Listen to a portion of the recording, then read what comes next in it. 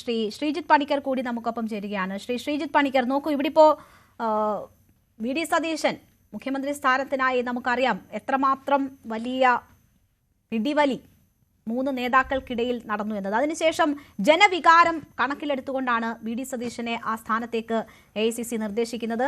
അതാണ് അദ്ദേഹത്തിന്റെ വിജയത്തിൽ ഘടകമായത്. ഇപ്പോൾ മന്ത്രിമാരുടെ ലിസ്റ്റ് കൂടി നമുക്ക് മുന്നിലേക്ക് വരികയാണ്.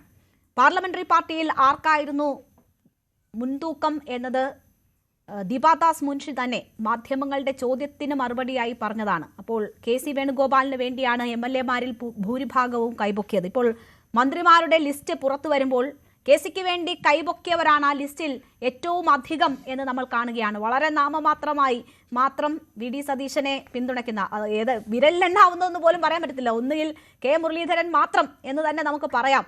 അങ്ങനെയാണ് മന്ത്രിസഭയുടെ കാര്യം, അതിൽ ഉൾപ്പെട്ടിരിക്കുന്നവരുടെ കാര്യം. താങ്കൾ എങ്ങനെ നോക്കിക്കാണുന്നു? വി ഡി സതീശൻ നയിക്കുന്ന മന്ത്രിസഭയിൽ വി ഡി സതീശനെ പിന്തുണയ്ക്കുന്നവർ കുറവ് അല്ലെങ്കിൽ ഇല്ലാതെ വരുന്നു എന്നൊരു സാഹചര്യം ഈ മുന്നോട്ടുള്ള പ്രവർത്തനത്തെ ഏത് നിലയിൽ സ്വാധീനിക്കും? രേണു, സ്വന്തം മന്ത്രിസഭയിൽ മുഖ്യമന്ത്രി 3ാം സ്ഥാനക്കാരനായിരിക്കുക എന്ന് പറയുന്നത് അത്ര സുഖകരമായിട്ടുള്ള ഒരു കാര്യമല്ല. പക്ഷേ ഇഫക്റ്റീവ്ലി നമ്മൾ ഈ മന്ത്രിസഭയുടെ ഒരു കൺസ്ട്രക്റ്റ് എങ്ങനെയാണ് എന്ന് നോക്കിക്കഴിഞ്ഞാൽ അതിലെ സാധാരണ മുഖ്യമന്ത്രി കയ്യിൽ വെക്കേണ്ടുന്ന ഏറ്റവും പ്രധാനപ്പെട്ട വകുപ്പുകളാണ് ആഭ്യന്തരവും വിജിലൻസും.